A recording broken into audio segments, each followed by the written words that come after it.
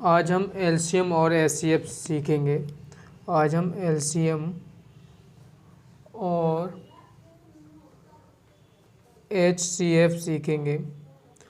LCM और HCF में आज हम बेसिक कंसेप्ट क्लियर करेंगे। आज हम बेसिक कंसेप्ट क्लियर करेंगे। आज हम बेसिक कंसेप्ट को आज हिंदी में मूलभूत संकल्पना कहते हैं। मूलभूत संकल्पना कहते हैं। मूलभूत संकल्पना कहते हैं। मूलभूत संकल्पना कहते हैं। एलसीएम को हम अंग्रेजी में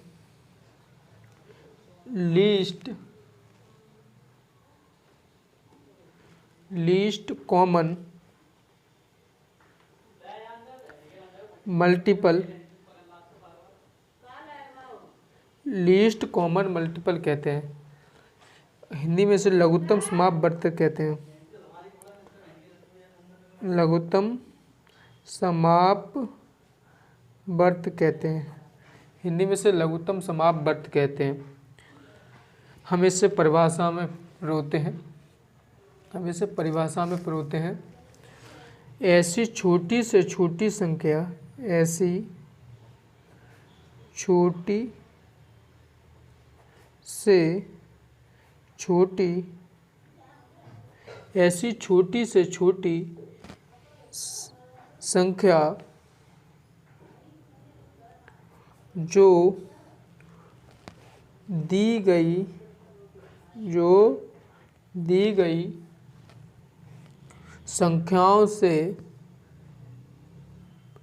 जो दी गई संख्याओं से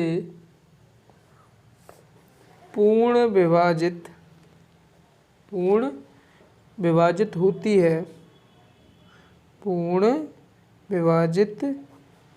है उसे एलसीएम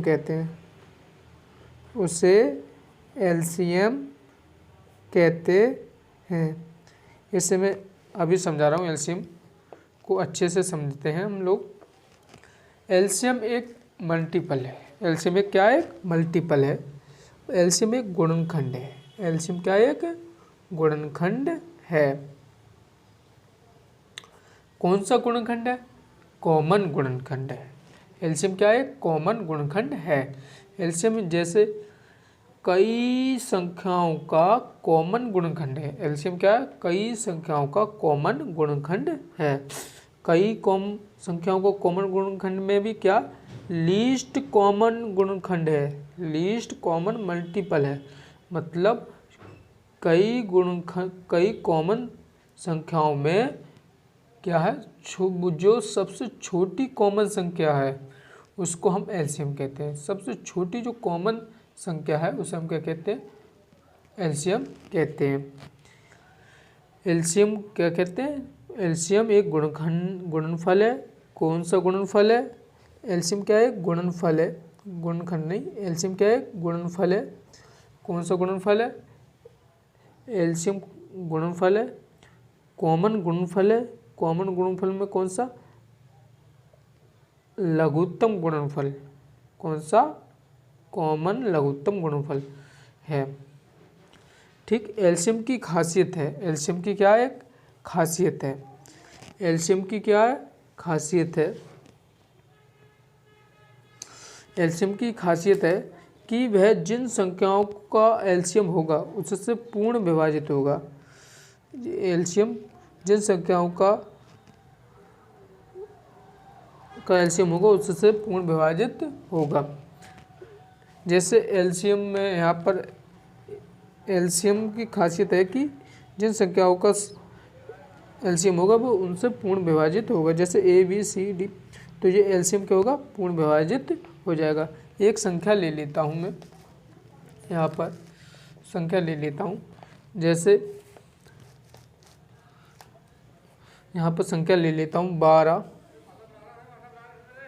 15, 20। 12, 15, 20। ठीक। अगर कोई पूछे कि इनका एलसीएम क्या होगा तो हम क्या कहेंगे कि इनका मल्टीप्लाई देख लो। इनका क्या देख लो, मल्टीप्लाई देख लो और एलसीएम याद हो जाएगा। तो हम 12, 15, 20 का गुणनखंड देखते हैं, मल्टीप्लाई देखते हैं, तो क्या होता है 24, 26, 48, 60, 72 और 84,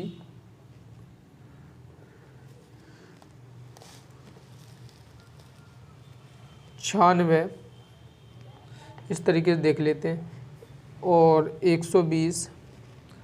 ठीक, इसी तरीके से हम 15 का गुणनखंड देख लेते हैं, 30, 45, 60, 75, 90, इस तरीके से इसका 20 का भी देख लेते हैं, 40, 80, 60, सॉरी यहाँ पर 40 के बाद 60 आएंगे, 60, 80, 100, 120, 140, इस तरीके से हम देख लेते हैं। इनमें मल्टीप्लाई देखे तो इनमें क्या देखा हमने, इनके कॉमन मल्टीप्लाई क्या होंगे, 60 होगा, 120 भी होगा, ऐसे ही आगे बहुत सारे मल्टीप्लाई हो जाएंगे। ठीक, तो इस तरीके से हम मल्टीप्लाई इसमें देख लेते हैं। 180 होगा, तो इसमें सबसे छोटा कॉमन मल्टीप्लाई क्या है, इसमें सबसे छोटा कॉमन मल्टीप्लाई 60 है। क्या है सबसे छोटा, मैंने बताया था एलसीएम क्या है, कॉमन गुणनफल है। क्या है एलसीएम, कॉमन गुणनफल है। कौन सा कॉमन गुणनफल है, सबसे छोटा वाला कॉमन गुणनफल है। इसमें वेनिस्ट क्या 60 है, तो 60 क्या हो गया हमारा एलसीएम हो गया, 60 क्या हो गया हमारा एलसीएम हो गया। तो एलसीएम एक कॉमन नंबर है जो सभी संख्या में क्या होता है, जो सबसे छोटा कॉमन मल्टीपल होता है उसको हम क्या कहते हैं, एलसीएम कहते हैं। एलसीएम निकालते कैसे हैं, एलसीएम निकालते कैसे हैं, एलसीएम निकालते कैसे हैं, तो हम देखते हैं एलसीएम निकालते कैसे हैं। निकालते कैसे हैं, इसे निकालते कैसे हैं, देखते हम इसे निकालते कैसे हैं। तो एक संख्या ले लेता हूँ मैं 40, 42 और 45। 40, 42, 45 संख्या ले लेता हूँ।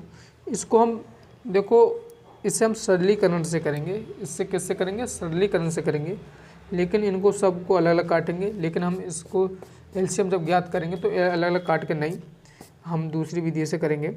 तो 40 को अलग लिख लेते हैं और 42 को अलग लिख लेते हैं और 45 को भी अलग लिख लेते हैं।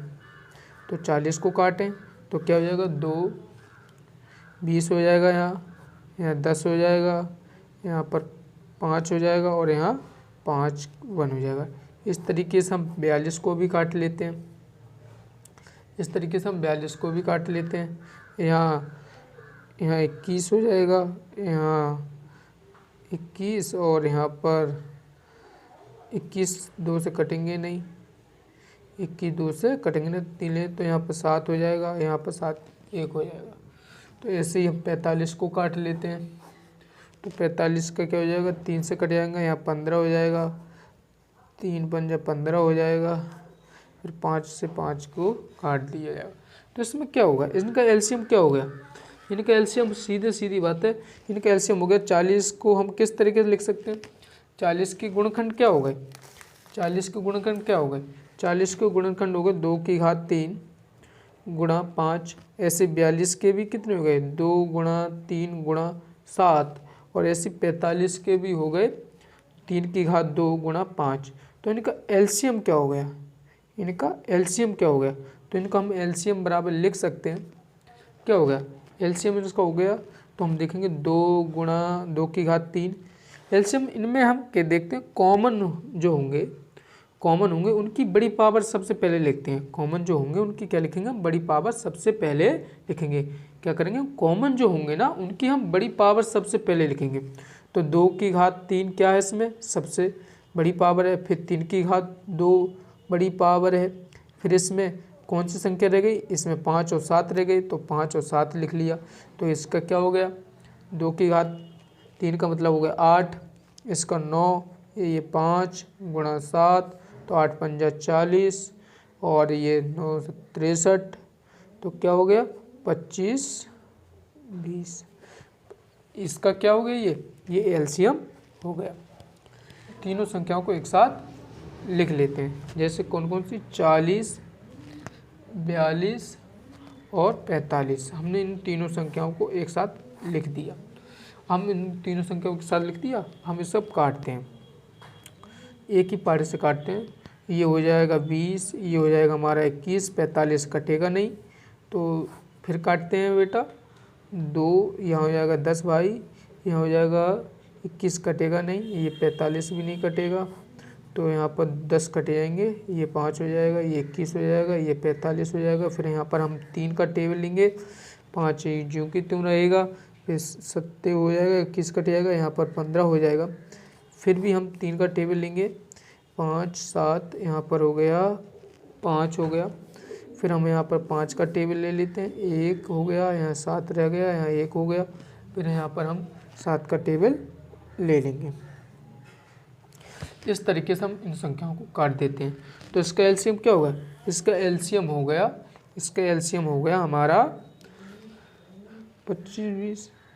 इस तरीके से इस संख्या इसको हम काटेंगे, इस तरीके से एलसीएम में इसका हम प्रयोग करेंगे।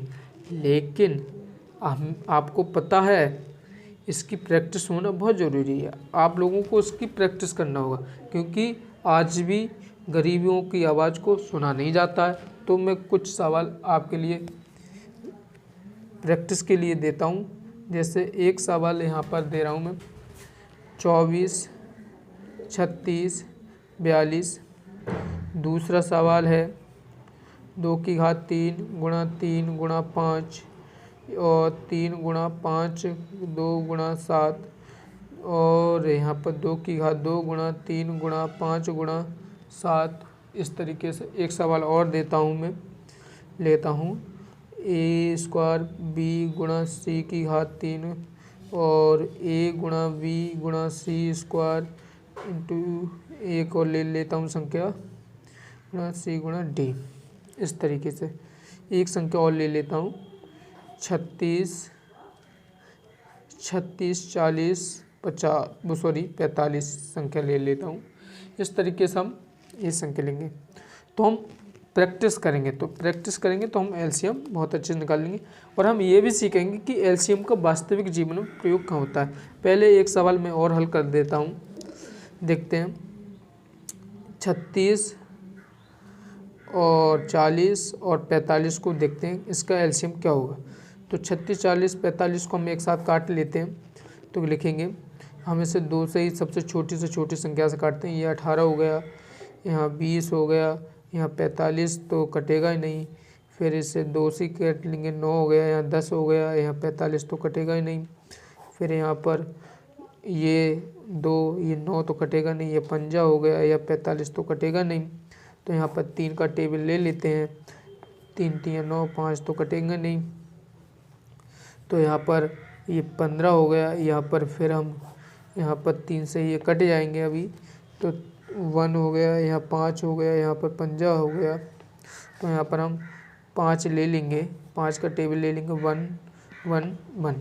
तो इसका एलसीएम क्या हो गया, इसका एलसीएम सीधे सीधे हो गया, इसका एलसीएम हो गया ये 2 की घात 3 हो गया, और ये तो इसका सीधा सीधा हो गया 2 की घात, यहाँ पर लिख दें 2 की घात 3 गुणा और 3 की घात 2 गुणा 5, तो ये हो गया 8 गुणा 9 गुणा 5, तो 8 पंजे 40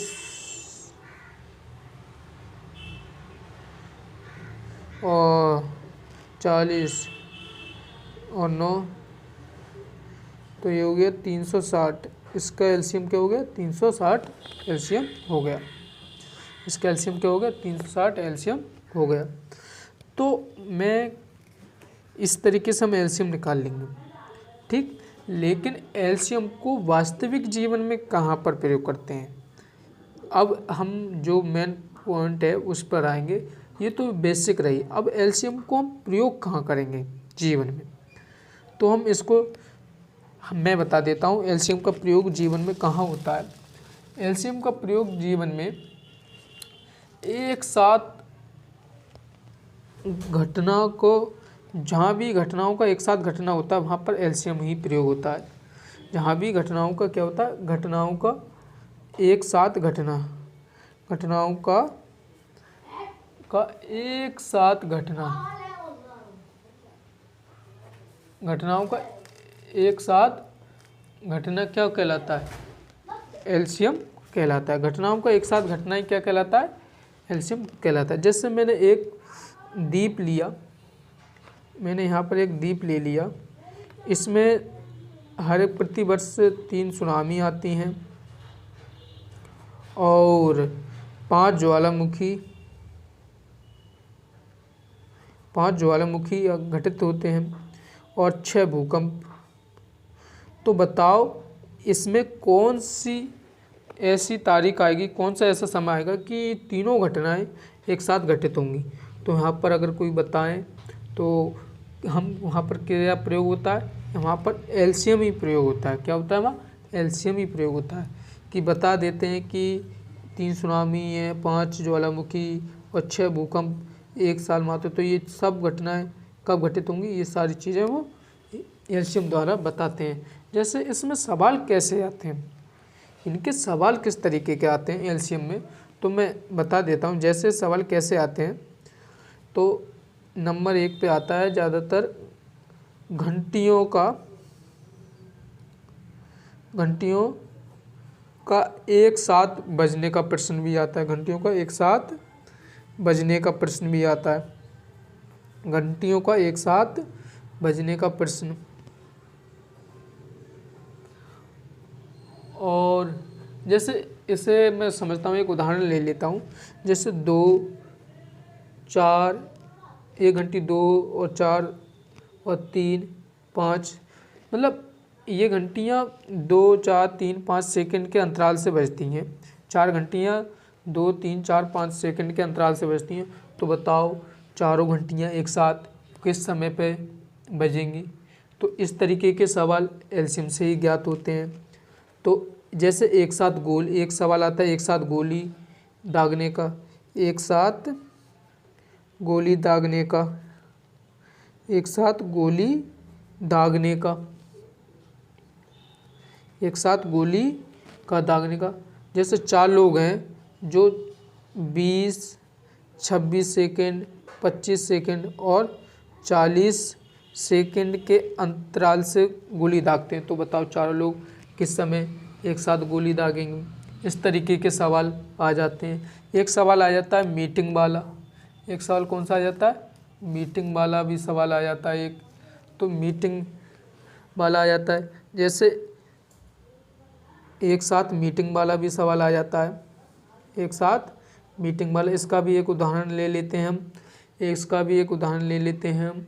जैसे हॉकी की मीटिंग 4 डेज के अंतराल से और फुटबॉल की मीटिंग 5 डेज के अंतराल से और क्रिकेट की मीटिंग 6 डेज के अंतराल से होती है। तो बताओ एक साथ तीनों खेलों की मीटिंग कब होगी। तो इस तरीके से क्वेश्चन इसमें बनते हैं। तो एलसीएम में इस तरीके से क्वेश्चन बनते हैं। मतलब क्या हमने सीखा, घटनाओं का एक साथ घटना, जहाँ कहीं भी घटनाओं का एक साथ घटना हो तो वहाँ पर हम कह सकते हैं, वहाँ पर हम एलसीएम से ज्ञात कर सकते हैं। जैसे आज हमने क्या क्या सीखा, आज हमने सीखा कि नंबर 1 पे उभयनिष्ठ गुणनफल है। एलसीएम क्या है, एक उभयनिष्ठ गुणनफल है। उभयनिष्ठ गुणनफल है। एलसीएम क्या है, उभयनिष्ठ गुणनफल है। और सबसे छोटा उभयनिष्ठ गुणनफल है। कौन सा, सबसे छोटा उभयनिष्ठ गुणनफल है, सबसे छोटा कॉमन है। और क्या सीखा, और हमने सीखा सभी दी गई संख्याओं को क्या कर देता है, वो विभाजित हो जाता है। सभी दी गई संख्याओं से क्या हो जाता है, विभाजित हो जाता है। संख्याओं से क्या हो जाता है, विभाजित। और क्या सीखा हमने, और हमने सीखा कि घटनाओं का एक साथ घटना, घटनाओं का एक साथ घटना किससे ज्ञात होता है?